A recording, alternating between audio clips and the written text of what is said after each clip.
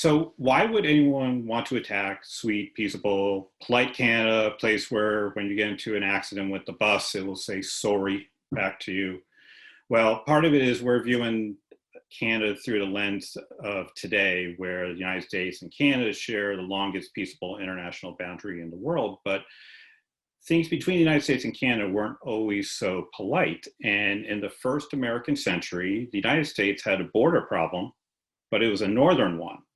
And the border between the United States and Canada wasn't really clearly defined. It's this no man's land that is regularly trafficked by smugglers and counterfeiters.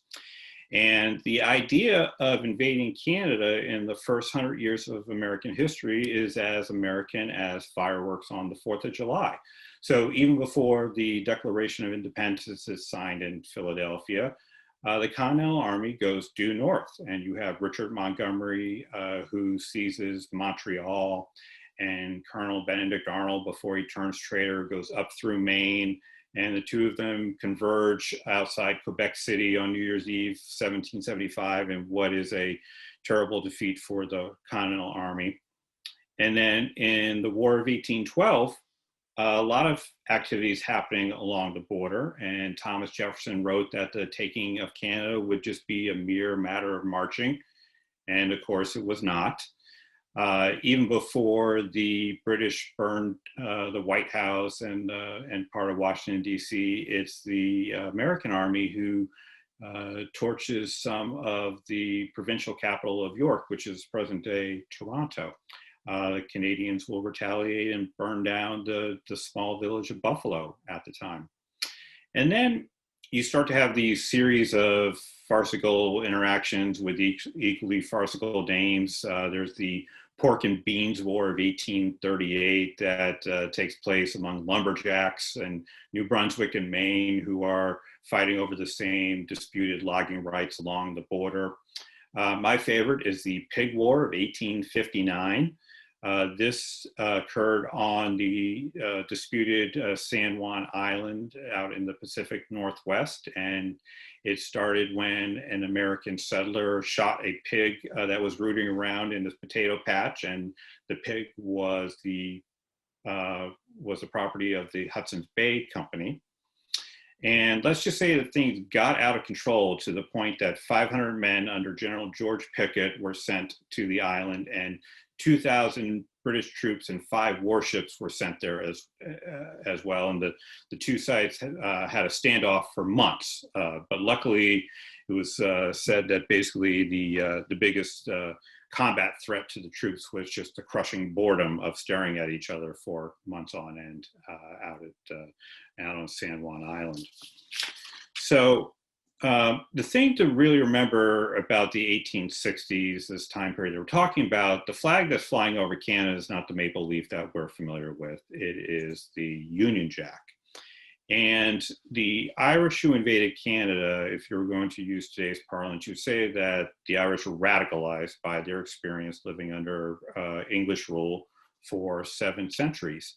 And the luck of the Irish was not something that you really wanted to have for a good 700 years, because the Irish had the poor fortune of being in the backyard of the world's most powerful empire. And things were particularly bad in the 1700s under what were called the penal laws that were passed, so that if you were an Irish Catholic living in Ireland, your rights were severely restricted. You were not allowed to worship, you were not allowed to hold public office, you could not send your children to a Catholic teacher, you could not have a Catholic teacher come into your house to teach your children, you could not own firearms or a horse that was worth more than 5 pounds. You were allowed to have 1 knife as long as it was chained to a table so that you could not use it against the local police. And then even in death, your rights were still restricted because you were not allowed to have a Catholic priest preside over any graveside ceremonies. So for 700 years, the Irish see the British trying to extinguish their religion, their culture, and their language. And then when the potato crop starts to fail in the 1840s, there's a segment of the Irish who think that the British are trying to exterminate them altogether. And during the 8 years of the Great Hunger from 1845 to 1853, You have an island that was 8 million at the start of when the potato crop fails. You have 1 million Irish who die. You have another 2 million who flee the country, to the point that the island is almost half the population that it was in the course of 10 years, and still has not regained the population that it had in 1845. And you have a lot of these Irish who flee the country end up coming to North America. So they'll go to Canada, and you'll have about 1 to 1.5 million of them who are going to settle in the United States. And the Irish who arrive in America are unlike any newcomers that the country had seen before. For one thing, they're really more refugees than immigrants. They are not necessarily hungering for American ideals. They're literally starving for food. And a lot of them arrive, they're hungry, they're sick, they're poor, they have spent any last dollar they had just for transit to the United States. About a quarter of them speak a foreign tongue. They speak the Irish language, they don't speak English. Many of them are illiterate. And what really sets them apart is that they practice to, in the eyes of most Americans at the time, is an alien religion, and that is Catholicism. You have a country that is founded on solid Anglo-Saxon Protestant ideals, and then you start having the Irish Catholics who start pouring into the country in by the tens and hundreds of thousands, and it's really disrupts the country. And pretty predictably, there's a backlash to it. So you have in the 1850s the rise of the know-nothings, the nativists who are trying to defend the Protestant ideals of the country and keep out immigrants, and in particular Catholics. And they really reach their zenith in 1854 when they run political candidates in states all across the country. They end up winning 8 governorships. They have about 100 members elected to the US Congress. They really have their greatest success where I am in Massachusetts, where they win all but 3 seats in the state legislature, and they win every statewide office. And then they start to implement part of their political program, which is to mandate the use of the Protestant Bible in public schools. They will launch surprise inspections of rectories and nunneries. They will start to deport Irish back to the British Isles. So they start to implement this political program, and you have a lot of violent episodes that start happening in the 1850s. You will have instances of Catholic churches being torched. There's an instance of a Catholic priest in Ellsworth, Maine, who was tarred and feathered. You have a strange episode in March of 1854 when as the Washington Monument is being built, during the middle of the night, a group of know-nothings sneak onto the construction site. They tie up the night watchman, and they start going searching the construction site for a particular piece of stone that's to be inlaid in the monument. They find it. They wheel it down to the Potomac River, put it into a boat, and they row out into the middle of the Potomac, and they dump this stone into the middle of the river. And the reason they're doing it is this particular stone has been donated by the Pope himself. And they think that this piece of marble is going to be a signal to the Catholics of America to rise up and install a second Vatican in, wait for it, Cincinnati. So you have a lot of conspiracy theories that are going on at this particular time, a lot of them tied to the Catholics. So to say that the Irish didn't assimilate easily into American culture would be an understatement. Now you had the English who for centuries had talked about the Irish problem. And of course, to the English, the problem with the Irish were they weren't English. So they had been trying for hundreds of years to try to recast the Irish in their own image. And while the Irish were subjugated by the British, they were never conquered.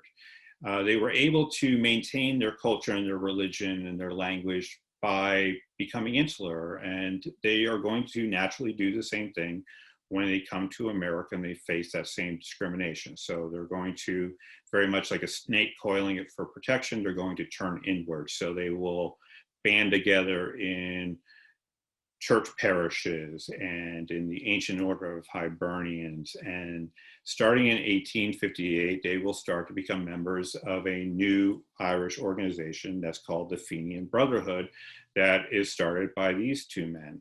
And they are both Irish revolutionaries. They both participated in what was known as the Young Ireland Rebellion in 1848. And the man on the left is James Stephens, and on the right is John O'Mahony. And both these men took up arms against the British in this failed revolution in 1848. And James Stephens on the left has a particularly colorful story in that he's in a shootout with local constables and is badly wounded and is left for dead on the side of the road. But he actually survives and uses this to his advantage and sort of pulls a page out of the Tom Sawyer Huck Finn playbook and will stage his own funeral. So the local Kilkenny newspaper runs his obituary. He has his father carry a coffin of rocks into the cemetery and then bury it in the ground. And the whole time, James Stephens is on the lam through the mountains of Ireland before he's able to dress up disguised as a woman, sail to England, manages to cross England, and is said to have spent a night directly across from Queen Victoria in Buckingham Palace before he manages to flee to safety in Paris.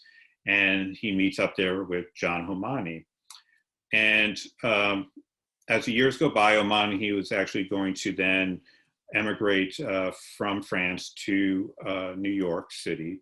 And by 1858, the pair think that the time has come, the Great Hunger has passed, to try to launch another revolutionary movement in Ireland. So on St. Patrick's Day in 1858, James Stephens launches the Irish Republican Brotherhood in Dublin. And later that year in New York, John O'Mahony will start the Fenian Brotherhood.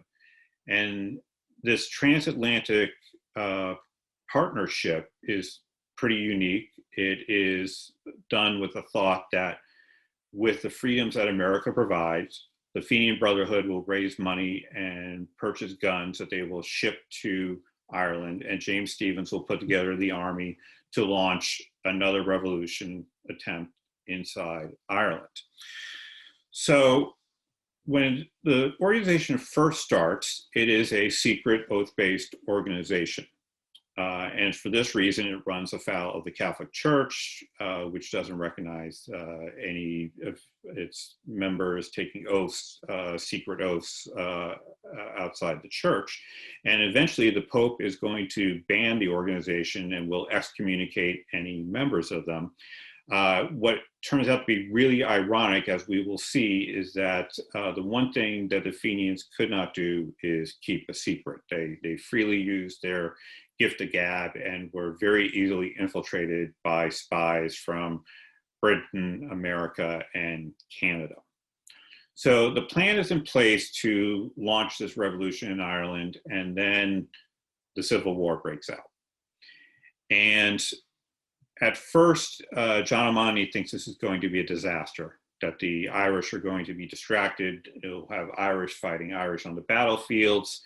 But there are a lot of Fenians who think that the Civil War is going to be a training ground for them. They're going to learn battlefield tactics and learn about weaponry that they can then take and use back for the real war they want to fight, and that's the one against Great Britain. And they don't expect that the war is going to last too long. So this will be a great way for them to get some training. And I'm not sure if any of you are familiar, there's a Civil War scholar named Damien Shields, who has done a lot of research into the participation of the Irish in the Civil War.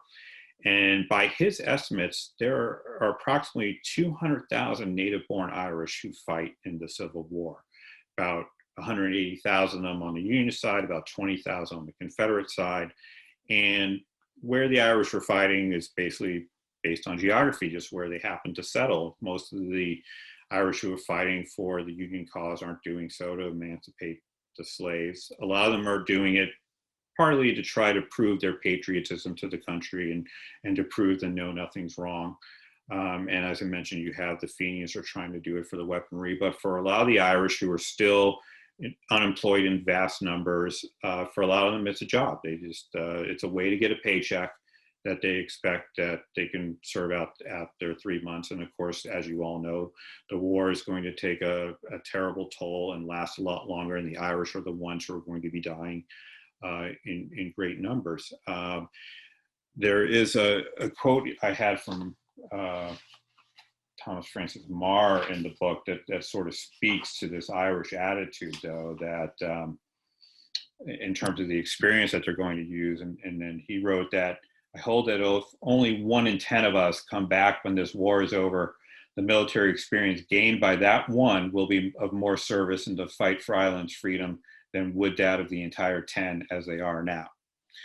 So, of course, that attitude is going to change as the Irish are dying in great numbers. But I think Shields' research is really fascinating, just showing that the Irish participation goes so far beyond just the Irish Brigade and those that we know of.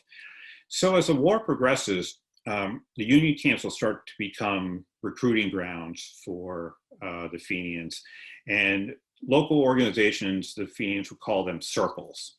And as the war progresses, there'll be Fenian circles that arise in the Army of the Potomac, the Cumberland, Tennessee. There'll also be circles that arise on certain Navy ships as well. And by 1863-64, Fenian members are actually going to be allowed to have passes to leave the front lines to go to a national convention that they hold in Chicago. And by the end of the war, they start to have a organization with tens of thousands of members, and their organization really picks up steam in those months after the end of the Civil War. They start having recruiters that go to the mill cities in New England and to the mining towns in Appalachia and start signing up the Irish in great numbers to join the Fenian Brotherhood, to the point that they actually then established their own Irish state in exile by the end of 1865. And they have their own president, they have their own cabinet with their own Secretary of War. This is their Capitol building that they have on the north side of Union Square in New York City, called the Moffett Mansion. And you can see from the top of it are flying both the Stars and Stripes and an Irish flag with the Irish, the symbol of the harp on it. So completely operating out in the open. By this point, they have dropped any requirement for members to take their oath, yet they are still banned by the Catholic Church, who still thinks that they are a secret organization. And to raise money, they are selling war bonds in denominations between $10 and $500. And they would stage Irish musical concerts, and women would have bake sales, and they would raise money to try to purchase weapons. And of course, they will be able to do that with a lot of the surplus weapons that are left over after the Civil War, and you'll have a lot of Fenians who will purchase their own weapons that they had used in battle as well. And a funny story with these bonds is that they were going to be paid with interest 6 months after the establishment of the Irish Republic. Now, when the Irish Republic is actually formed, decades later, in the 1920s, all of a sudden these bonds come out of people's drawers in America who are looking to get paid, and the government of Ireland has no idea what these war bonds are and will not pay them off. But if you go on eBay today, you will see that they fetch a pretty penny, so it may have been good to hang on to anyway. So the plan is in place at the end of the Civil War in the fall of 1865 to have this revolution in Ireland. But then the Irish the Fenians are infiltrated in Ireland, and the British crack down on them. They arrest the leaders of the IRB. James Stephens has to go into hiding. The plan to have a revolution in Ireland is basically dead in the water. And this is happening at the same time that there's a split inside the Fenian Brotherhood anyway, because they think this whole idea of trying to attack Ireland and shipping their weapons overseas is crazy, because not only don't we have a navy, we don't even have a single boat. And we tried a revolution in Ireland a bunch of times and it hasn't worked. So they think that rather than trying to do this transatlantic revolution, why not hit the British Empire in a place that's closest to us in America, and that's in Canada. where we can just get on a train overnight and we could be right there in the British Empire and start hitting them from there. So what are they hoping to gain by attacking Canada? Well, one idea is that they could maybe divert some British troops from Ireland that have to go to Canada and then make it more susceptible to a successful revolution in Ireland. Second idea is that any land that they seize in Canada could then be a base for them to launch an attack across the ocean. They also think that maybe they'd be able to get belligerent rights, that they could launch privateers out into the ocean. Probably the most realistic option here, though, is that they can maybe spark a war between the United States and Great Britain. And in return for helping the United States seize Canada, well, then the United States will pressure Great Britain to give Ireland its independence. Then you do really have this group of fanatical Fenians who really think that, much like Thomas Jefferson did in the War of 1812, the taking of Canada is going to be a mere matter of marching. Once they get in there, all the Irish in Canada are going to rise up. They'll easily be able to take over Canada with an army of tens of thousands of Irish in America who they assume want to free their homeland. So what really surprised me the most in doing the research for this book is that this idea of attacking Canada ends up getting the tacit approval of the White House. And not only are they pretty aware that the Fenians are purchasing surplus weapons, there is a meeting at the White House in the fall of 1865 where Fenian leaders meet with President Andrew Johnson and Secretary of State William Seward and basically float the idea of, what would the United States do if we happen to attack Canada? And Andrew Johnson tells them, this is according to the Fenian account, it's the only one that we have, so we have to keep that in mind, that he will, quote, acknowledge accomplished facts, which they take to mean that he's not going to stand in the way of them if they happen to go across the border and attack Canada, but he's not going to do anything to actively help them either. So why is Andrew Johnson taking this position when, according to the neutrality laws of the United States, it's illegal for any private citizens to be waging war against a country with which the United States is at peace? And that just goes to speak to the animosity that is in the United States in the Union at the end of the Civil War. And really the relations between the United States and Great Britain are at their lowest ebb since the British torched the White House. And that really has to do with the British, by declaring themselves neutral in the Civil War, given belligerent rights to the Confederacy. But what really is angering Johnson is that it's in British ports that Confederate warships are being built, Confederate guns are being built in Britain as well.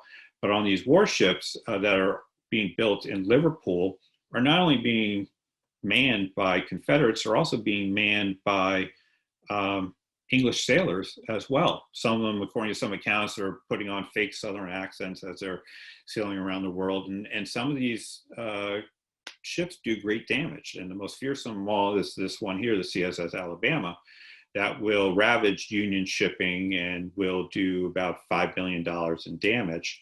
So that at the end of the war, Andrew Johnson and the United States government wants Great Britain to pay reparations for all the damage that was done by these Confederate warships that were built in their ports. So you have that anger towards Great Britain. There's also a lot of anger towards Canada itself as well over what happened during the Civil War. And that's because Canada is a haven not just for escaped Confederate POWs or for Union draft dodgers, but there's a cell of the Confederate Secret Service that has safe haven inside Canada, and this Secret Service cell plots a raid on a bank in St. Albans, Vermont in 1864, in which tens of thousands of dollars are stolen. They undertake a firebombing of theaters in New York City in November of 1864 that would have killed dozens of people if it had been carried out correctly. And then there's a suspicion that this Secret Service cell was behind the assassination of Abraham Lincoln, because there are eyewitness reports that John Wilkes Booth was spotted walking around the streets of Montreal days before the killing. When he was killed, there was supposedly a note from the Royal Ontario Bank in his coat pocket. One of the conspirators, John Surratt, when he escapes DC, he is given sanctuary by a priest in Quebec before he escapes over to Great Britain. So there's a lot of anger towards Canada, and then there's this whole idea still in the American ethos of manifest destiny. So the United States is now stretched from the Atlantic to the Pacific. It's taken territory from Mexico. It's regained the South. So where's the next place for it to expand? Well, that's going to be up in Canada, naturally. So there's a bill that's introduced into Congress in 1865 that lays out where the 4 new states that are going to come into the Union from Canada, how those are going to be divided, and how 22 new congressmen are going to be proportioned.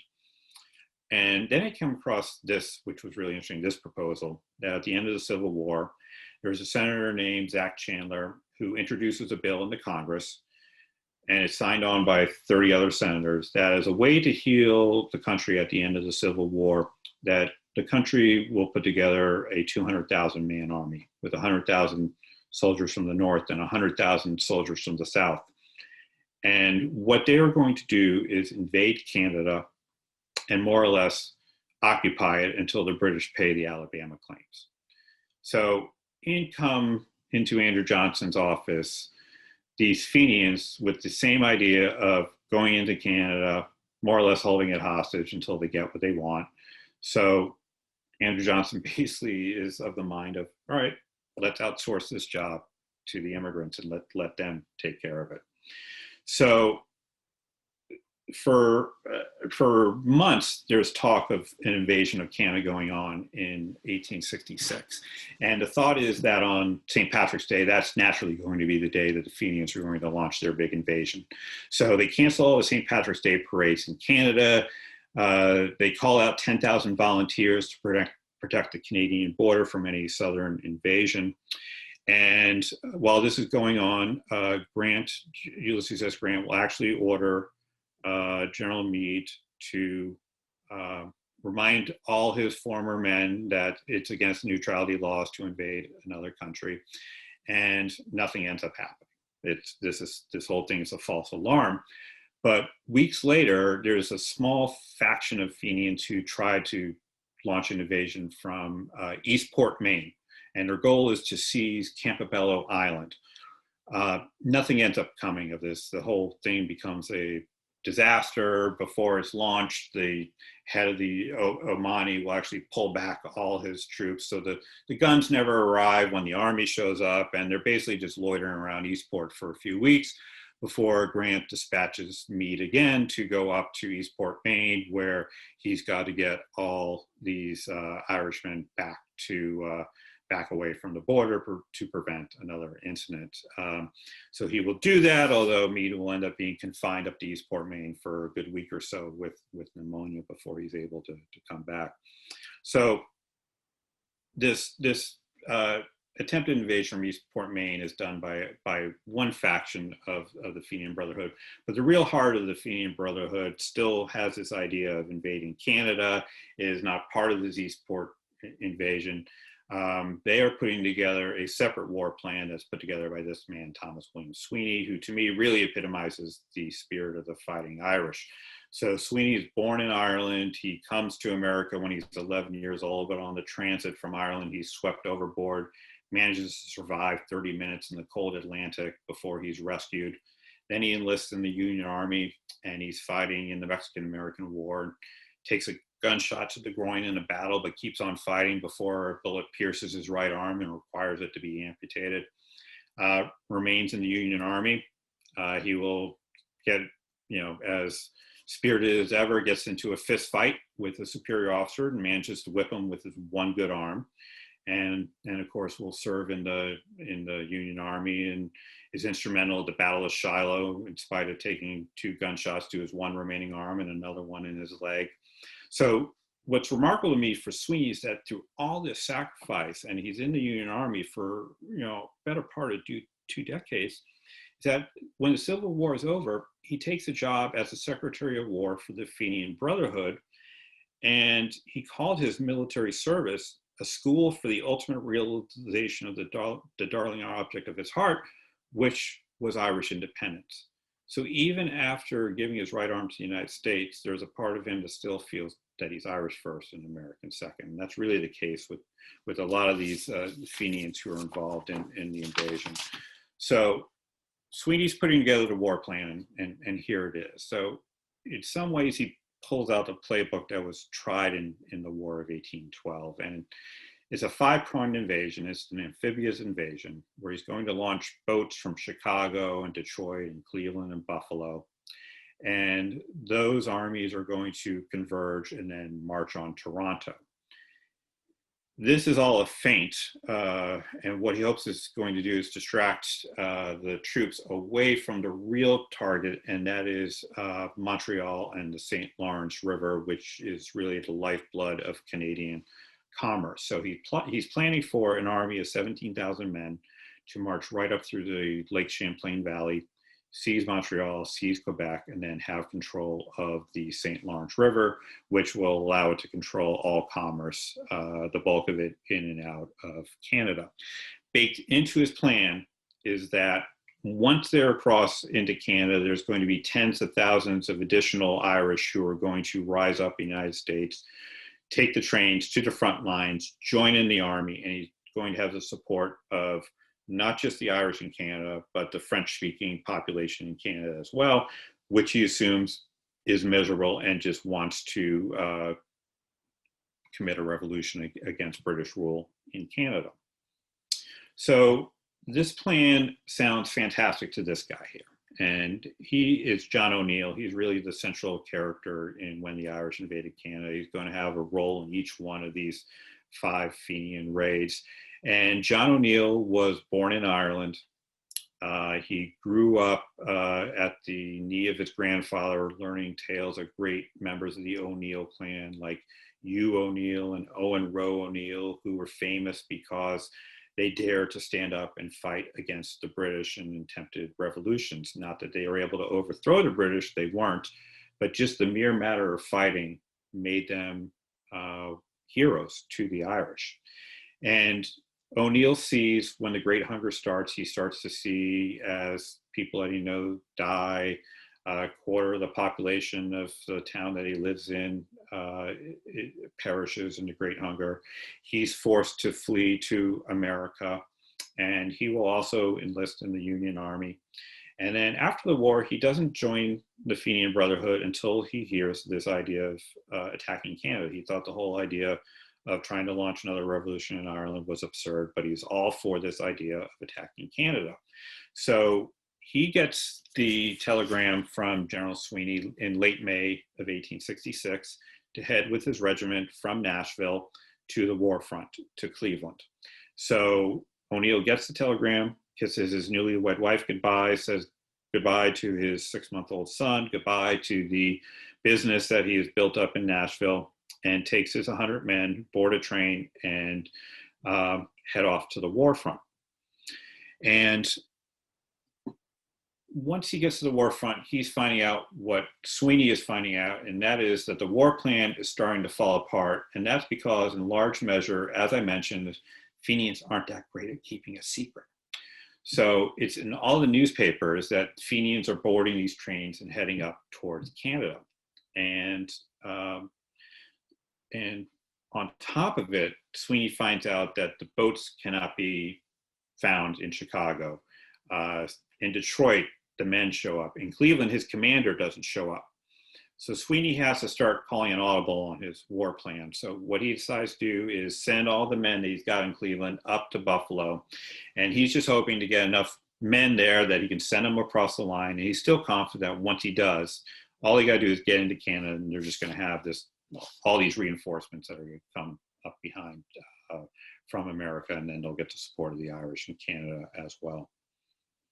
So John ONeill is the right man in the right place at the right time, because he turns out to be the highest ranking man in Buffalo. So he is put in charge of leading this invasion across the Niagara River into Canada.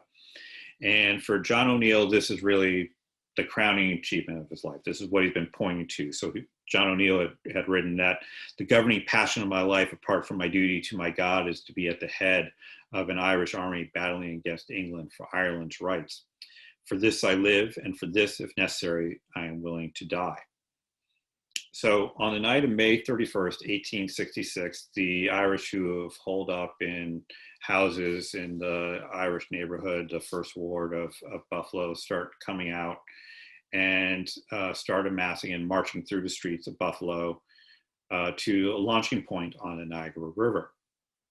And there's only one thing that can stop them from getting to the other side, and that's because in spite of all the newspaper reports of an Irish army moving towards Canada, Canadians have been burned on St. Patrick's Day. They had gone through all that expense of calling out 10,000 men and nothing happened. So they're basically taking the attitude of, we'll believe it when we see it and we'll deal with it when it happens if the Irish actually make it across. So the only thing that can prevent them from passing is one American warship that is docked in Buffalo, and that's the USS Michigan. And the Fenians are aware of it, and they know what they have to do. So they know that this boat cannot go anywhere without its pilot. And the pilot is Patrick Murphy. Do not let the name fool you. Patrick Murphy is a very loyal sailor. He was part of the British Navy. He's been with the USS Michigan since it was commissioned. So they know that this boat cannot sail without Patrick Murphy. So they know what they have to do, and that is they need to take Patrick Murphy out for a night on the town to the finest dive bars in Buffalo, so that when the commander of the USS Michigan, Andrew Bryson, is looking for his pilot to put the ship out into the water, when he hears of the Fenians marching through Buffalo, Patrick Murphy is nowhere to be found and is reportedly spotted stumbling down Main Street in Buffalo, seeing the wearing of the green arm in arm with a local madam. So with no one blocking their way, the Fenians cross the Niagara River in the dead of the night and land 800 men into Ontario. They plant their Fenian flag on British soil, and it's going to be a full 24 hours before they engage any defense forces. So on this map here, the progress of the Fenians is in the blue line, and where the Canadian Defense Forces come are in red here. So so John O'Neill, as I said, will spend about 24 hours before he finally spots the first Canadian Defense Forces amassing outside the village of Ridgeway on the morning of June 2nd, 1866. It's about 20 miles south of Niagara Falls, maybe about 15 miles west of Buffalo, in this area right here. And John O'Neill can see that the army that is being amassed towards him is probably about 3 times the size of his army.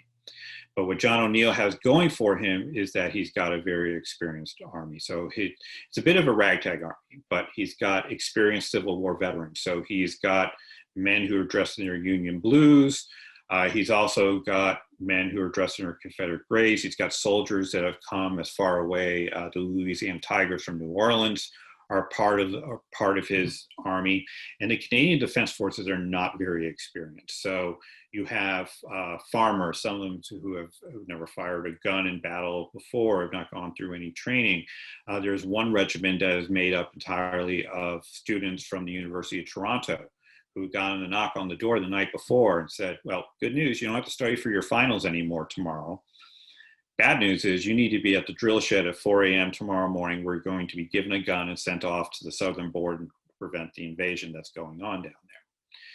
So O'Neill takes his position on top of a limestone ridge outside the village of Ridgeway, and the battle will commence early on the morning of June 2nd. And this is a very popular lithograph that depicts supposedly what was going on the Battle of Ridgeway. Quite a number of historical inaccuracies that are here. First of all, of course, Men are not going to be fighting in this close quarters in the style of a Revolutionary War battle. They're not fighting in open fields. They're fighting among split rail fences and an apple orchard. And the uniforms are not correct either. So as I mentioned, the Fenians are not dressed in all green uniforms. They will 4 years later in 1870. And I should mention that that flag that you see there says IRA. And they will call themselves the Irish Republican Army. And when they have these green uniforms in 1870, they actually have buttons on them that have the initials IRA on them. But for 1866, they're wearing either civilian clothes or their uniforms from the Civil War. And the British and the Canadian forces are not dressed in red. They're not in the red coats. They're actually the ones wearing green on the battlefield that day. This is an accurate depiction of what's going on at the Battle of Ridgeway by an eyewitness who did a series of watercolors. And these are of the Canadian Defense Forces that are firing amid trees and through split rail fences. So it is quite a confusing battle scene, but with their superior numbers, the Canadian Defense Forces are really pressing the fight to the Fenians. And John ONeill attempts a maneuver that he can only do with an experienced force, and that he orders all his men to retreat. And the Canadian Defense Forces sort of move forward very quickly.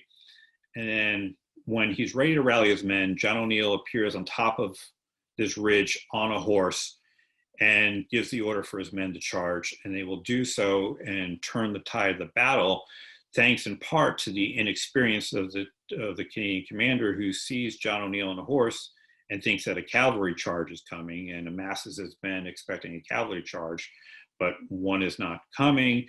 His men are basically in a square formation. They are sitting ducks and start getting picked off, and troops with very little experience start seeing boys, in some cases, falling to the ground dead around them, start panicking, going on the run, and the battle becomes a rout. And John ONeill emerges victorious at the Battle of Ridgeway, probably about 20 men who were killed in total at the battle.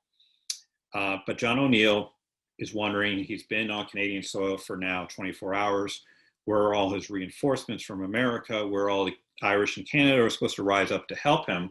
So he will circle back to where he landed in the town of Fort Erie, and another gunfight ensues there that the Fenians will win. And what he discovers when he gets back to the Niagara River is that the USS Michigan is now out in the Niagara River and has cut off any of the supply lines. So there are thousands of men who are gathering in Buffalo who are trying to join in this invasion, but they're not allowed to pass by the American warships. The Irish think they've now been double-crossed by Andrew Johnson. And so John ONeill knows he can't do anything else but order a retreat. So what will happen is the whole Fenian army will try to cross back to America, but they are arrested en masse by Captain Bryson aboard the USS Michigan. And they will be left to fester for a couple days on this barge that you see tied to the back of the USS Michigan, trying to await orders from Andrew Johnson on what to do with 800 Irishmen. And as you probably know, Andrew Johnson, not the most decisive guy, so it will take about 48 hours before Johnson will declare that the Irish who are on the barges can all be let go, but the ringleaders need to be arrested, and John ONeill will be among those.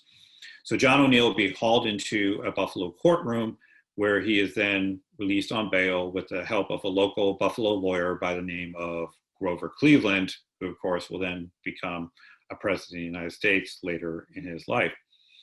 There are dozens of Fenians who were captured in the battle and are stranded back in Canada.